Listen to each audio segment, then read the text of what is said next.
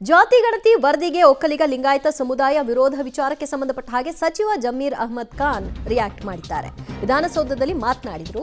ಜಾತಿ ಗಣತಿ ಬಗ್ಗೆ ಇನ್ನೂ ಏನೂ ನಿರ್ಧಾರವಾಗಿಲ್ಲ, ಯಾವುದೇ ತೀರ್ಮಾನವನ್ನ ಸರ್ಕಾರ ತೆಗೆದುಕೊಂಡಿಲ್ಲ.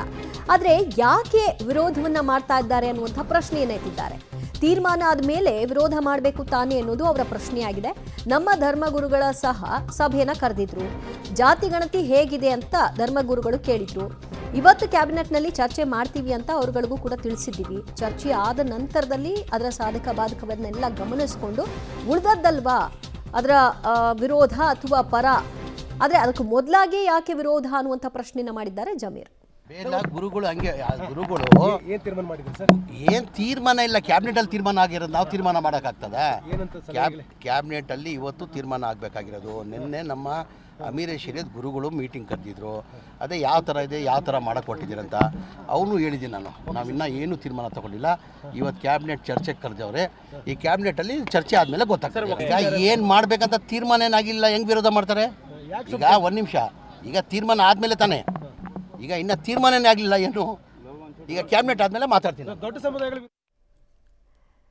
ಇನ್ನು ಜಾತಿ ಗಣತಿ ವರದಿಯಲ್ಲಿ ಸಣ್ಣ ಪುಟ್ಟ ಲೋಪಗಳು ಸಮಸ್ಯೆಗಳಾಗಿರೋದು ಸತ್ಯ ಅಂತ ಹಿಂದುಳಿದ ವರ್ಗಗಳ ಮಾಜಿ ಅಧ್ಯಕ್ಷ ಜಯಪ್ರಕಾಶ್ ಹೆಗ್ಡೆ ಮಾತನಾಡಿದ್ದಾರೆ. ಮನೆ ಮನೆ ಸಮೀಕ್ಷೆ ಮಾಡಿಲ್ಲ ಅನ್ನೋ ಆರೋಪ ಏನು ಕೇಳಿ ಬರ್ತಾ ಇದೆ ಅದು ಸುಳ್ಳು, ಅದನ್ನ ಒಪ್ಪಲಿಕ್ಕೆ ಸಾಧ್ಯ ಇಲ್ಲ. ಶಿಕ್ಷಕರು ಮನೆ ಮನೆ ಸಮೀಕ್ಷೆಯನ್ನ ಮಾಡಿದ್ದಾರೆ. ನಾನು ಇಲ್ಲ ಅಂದ್ರೆ ಅವರಿಗೆ ಅವಮಾನ ಮಾಡಿದಂತೆ. ಇಂದಿನ ಕ್ಯಾಬಿನೆಟ್ನಲ್ಲಿ ಸರ್ಕಾರ ಸೂಕ್ತ ತೀರ್ಮಾನವನ್ನು ಕೈಗೊಳ್ಳುತ್ತೆ ಎನ್ನುವಂತಹ ವಿಶ್ವಾಸ ನನಗಿದೆ. ಹೀಗಂತ ಪಬ್ಲಿಕ್ ಟಿವಿಯ ಜೊತೆಗೆ ಜಯಪ್ರಕಾಶ್ ಹೆಗ್ಡೆ ಮಾತನಾಡಿದ್ದಾರೆ. ಸಂಪೂರ್ಣವಾಗಿ ಅಧಿಕಾರಿಗಳಿಗೆ ಮತ್ತು ಶಿಕ್ಷಕರೇನು ಈ ಸಮೀಕ್ಷೆಯನ್ನು ನಡೆಸಿದ್ದಾರೆ ಅವರಿಗೆ ತರಬೇತಿಯನ್ನು ಕೊಟ್ಟೇ ಈ ವರದಿ ಸಿದ್ಧಪಡಿಸಿರೋದು ಅಂತ ಹೇಳಿದ್ದಾರೆ. ವರ್ಗಗಳ ಆಯೋಗದ ಮಾಜಿ ಅಧ್ಯಕ್ಷ ಜಯಪ್ರಕಾಶ್ ಹೆಗಡೆ ಅವರಿದ್ದಾರೆ. ಕಳೆದ ವರ್ಷ ಜಯಪ್ರಕಾಶ್ ಹೆಗಡೆ ನೇತೃತ್ವದ ಸಮಿತಿಯೇ ಆಯೋಗವೇ ಜಾತಿ ಜನಗಣತಿ ವರದಿಯನ್ನು ಕೊಟ್ಟಿರುವಂಥದ್ದು. ಇವತ್ತು ಪ್ರತಿಷ್ಠಿತ ಭಾಗಿಯಾಗಿ ಬಂದಿದ್ದಾರೆ. ಸರ್, ಮುಖ್ಯವಾಗಿ ನಿಮ್ಮ ಜಾತಿ ಜನಗಣತಿ ವರದಿಗೆ ಕ್ಲೈಮ್ಯಾಕ್ಸ್ ಇವತ್ತು ಏನು ಹೇಳಲಿಕ್ಕೆ ಬಯಸ್ತೀರಾ? ವಿಶೇಷ ಸಚಿವ ಸಂಪುಟ ಸಭೆ ಇದೆ, ಕ್ಯಾಬಿನೆಟ್ ಮುಂದೆ ಇದೆ. ಕ್ಯಾಬಿನೆಟ್ ಚರ್ಚೆ ಆಗಿ ಅವ್ರ ತೀರ್ಮಾನ ತಗೋಬೇಕು. ನಾವು ವರದಿಯನ್ನು ಕೊಟ್ಟಾಗಿದೆ. ಇದು ಸರ್ಕಾರಕ್ಕೆ ಬಿಟ್ಟಂಥದ್ದು ತೀರ್ಮಾನ ತಗೊಳ್ಳೋದು. ಚರ್ಚೆ ಆಗ್ತದೆ, ತೀರ್ಮಾನ ತಗೊಳ್ಳೋದು. ಸಾಕಷ್ಟು ಆಕ್ಷೇಪಗಳು ಬರ್ತಾ ಇದಾವಲ್ಲ ಸರ್ ನಿಮ್ಮ ವರದಿಗೆ? ಅದು ರಾಜಕೀಯ ಪ್ರೇರಿತ ವರದಿ, ಮುಸ್ಲಿಂ ಓಲೈಕೆ ವರದಿ, ಸಾಕಷ್ಟು ಆಕ್ಷೇಪಗಳು ಬರ್ತಾ ಇದ್ದಾವೆ. ಅದು ಯಾರು ಅದನ್ನು ನೋಡೇ ಇಲ್ಲ. ಚರ್ಚೆ ನಡೀತಾ ಇದೆ. ನಾನು ಕ್ಯಾಬಿನೆಟ್ ತೀರ್ಮಾನ ಆದ್ಮೇಲೆ ಎಲ್ಲ ಪಬ್ಲಿಕ್ ಡೊಮೈನಿಗೆ ಬರ್ತದಲ್ಲ, ಎಲ್ಲರೂ ಓದದ ಮೇಲೆ ತೀರ್ಮಾನ ಹೇಳಿ. ಮುಖ್ಯವಾದ ಆರೋಪ ನಮ್ಮ ಮನೆಗೆ ಬಂದಿಲ್ಲ ಅನ್ನುವಂತ ಆರೋಪ ಸರ್. ಸಮೀಕ್ಷೆನೇ ಮಾಡಿಲ್ಲ, ಮನೇಲಿ ಕೂತ್ಕೊಂಡು ಸಮೀಕ್ಷೆ ವರದಿ ತಯಾರು ಮಾಡಿದ್ದಾರೆ ಅನ್ನುವಂತ ಆರೋಪ. ನಾನು ಅದಕ್ಕೆ ಒಪ್ಪೋದಿಲ್ಲ. ಯಾಕಂದ್ರೆ ಜಿಲ್ಲಾಧಿಕಾರಿಗಳು, ಅವರ ಅಧಿಕಾರಿಗಳು ಮತ್ತು ಶಿಕ್ಷಕರು ಸೇರಿ ಮಾಡಿದಂಥದ್ದು.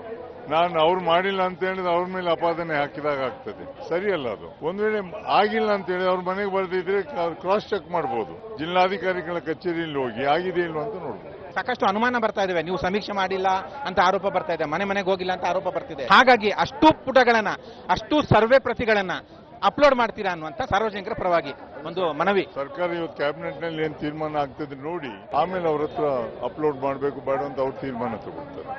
ಒಕ್ಕಲಿಗ ಲಿಂಗಾಯತ ಸಮುದಾಯ ಸಂಬಂಧಪಟ್ಟಂತೆ ಬೇರೆ ಬೇರೆ ಒಳ ಪಂಗಡಗಳ ಸಂಖ್ಯೆ ಕಡಿಮೆ ಆಗಿದೆ ಅನ್ನುವಂತ ಒಂದು ಆರೋಪ. ಒಳ ಪಂಗಡಗಳನ್ನ ವಿಭಜನೆ ಮಾಡಿ ಬೇರ್ಪಡಿಸ್ಬಿಟ್ಟಿದ್ದೀರಾ ಅನ್ನುವಂತ ಗಂಭೀರ ಆರೋಪ. ಅವತ್ತು 6,11,00,000 ಅಂದಾಜು, 30 ಲಕ್ಷದ ಅಂದಾಜಿನಲ್ಲಿ 5,98,00,000 ಬಂದಿದೆ ಡೇಟಾ. ಎಲ್ಲರದ್ದು ಜಾಸ್ತಿ ಆಯ್ತು ಅಂದ್ರೆ ಜನಸಂಖ್ಯೆನೂ ಅಷ್ಟೇ ಜಾಸ್ತಿ ಇದೆಯಾ ಅಂತ ಪ್ರಶ್ನೆ ಬರ್ತದೆ. ಅದಕ್ಕೋಸ್ಕರ ಇವತ್ತು ಚರ್ಚೆ ಆಗಲಿ, ಕ್ಯಾಬಿನೆಟ್ ತೀರ್ಮಾನ ತಗೊಳ್ಳಿ, ಆಮೇಲೆ ಕ್ಯಾಬಿನೆಟ್ ಏನ್ ಡಿಸಿಷನ್ ತಗೊಂಡು ಆಮೇಲೆ ಚರ್ಚೆ ಮಾಡಿ. ಪ್ರಮುಖ ಆರೋಪ, ಎಲ್ಲಾ ಪ್ರಮುಖ ಸಮುದಾಯಗಳನ್ನ ವರ್ಗೀಕರಣ ಮಾಡಿದ್ದೀರಾ, ವಿಂಗಡಣೆ ಮಾಡಿದ್ದೀರಾ. ಮುಸ್ಲಿಂ ಸಮುದಾಯಕ್ಕೆ ಒಳ ಪಂಗಡಗಳನ್ನ ವಿಭಜನೆ ಮಾಡಲಿಲ್ಲ. ಒಳ ಪಂಗಡ ಎಷ್ಟಿದಾವೆ, ಯಾವ್ಯಾವ್ದಿದಾವೆ, ಜನಸಂಖ್ಯೆ ಯಾವುದು ಹೇಳೇ ಇಲ್ಲ ಅಂತ ಆರೋಪ. ತಾವು ರಿಪೋರ್ಟ್ ನೋಡಿದ ಮೇಲೆ ನನಗೆ ಹೇಳಿ ಏನ್ ಮಾಡಿದ್ದೇವೆ ಅಂತ. ಇಲ್ಲ ಸರ್, ಅದರಲ್ಲಿ ಇದೆಯಲ್ಲ, ಮುಸ್ಲಿಮರು ಅಂತ ಒಂದೇ ವರ್ಗ ಇದೆ ಮತ್ತು ಇತರರು ಅಂತ, ಅಂದ್ರೆ ಒಳ ಪಂಗಡಗಳು ಅಂತ ಇದಾವೆ. ಯಾವ್ಯಾವ್ದು ಒಳ ಪಂಗಡ ಅಂತ ಹೇಳಿಲ್ಲ. ಹೇಳಿದೆ, ಎಲ್ಲವೂ ಹೇಳಿದೆ. ಮುಸ್ಲಿಂ ಒಳ ಪಂಗಡಗಳು ಹೇಳಿದ್ದೇವೆ. ನೀವು ನೋಡಿ ಅದನ್ನ ಹೇಳಿದ್ದೇವೆ. ಹಿಂದುಳಿದ ವರ್ಗಗಳ ಆಯೋಗವನ್ನು ಸಹ ಒಂದು ರೀತಿಯಲ್ಲಿ ಎಲ್ಲರೂ ಕೂಡ ಖಾಸಗಿ ಸಮೀಕ್ಷೆ ನಾವೇ ಮಾಡಿಸ್ತೇವೆ, ಕಡಿಮೆ ಜನಸಂಖ್ಯೆ ತೋರಿಸಿದ್ದಾರೆ ಅಂತ. ಮಾಡಿಕೊಡ್ಲಿ, ತೊಂದರೆ ಇಲ್ಲ. ಅವ್ರು ಖಾಸಗಿ ಸಮೀಕ್ಷೆ ಮಾಡಿ ಸರ್ಕಾರ ಕೊಟ್ಟಾಗ, ಈಗ ನಾನು ಹಿಂದೆ ಅಧ್ಯಕ್ಷನಾಗಿದ್ದೆ, ನಮ್ಮ ಮೆಂಬರ್ಸ್ ಬೇರೆ ಇದ್ದರು. ಈಗ ಹೊಸ ಸಮಿತಿ ಬಂದಿದೆ, ಪರ್ಮನೆಂಟ್ ಕಮಿಷನ್. ಈಗ ಈ ಕಮಿಷನ್ ತೀರ್ಮಾನ ತಗೊಳ್ಳಿಕ್ಕಾಗ್ತದೆ. ಏನು ಹಳೆಯ ಒರಿಜಿನಲ್ ವರದಿ ಕಾಣೆಯಾಗ್ಬಿಟ್ಟಿದೆ ಅನ್ನುವಂತ ಪತ್ರವನ್ನು ನೀವೇ ಬರೆದಿದ್ರಿ ಸರ್ಕಾರಕ್ಕೆ, ಹಸ್ತಪ್ರತಿ. ಇನ್ನೇನು ಅದಕ್ಕೆ ಹೊಸದು ನಾವು ಬರೆದು ಕೊಟ್ಟಿದ್ದೇವೆ. ಹೊಸದಾಗಿ ನಾವೇ ಬರೆದು ಕೊಟ್ಟಿದ್ದೇವೆ. ನೀವು ಸಮೀಕ್ಷೆ ಆಲ್ರೆಡಿ ಆಗಿತ್ತು, ಅದನ್ನ ಕ್ರೋಢೀಕರಿಸಿ ವರದಿ ಹೊಸದಾಗಿ ತಯಾರು ಕೊಟ್ಟಿದ್ದೀರಾ. ಅದರ ಆ ದತ್ತಾಂಶದ ಆಧಾರದ ಮೇಲೆ ನಾವು ಬರೆದು ಕೊಟ್ಟಿದ್ದೇವೆ.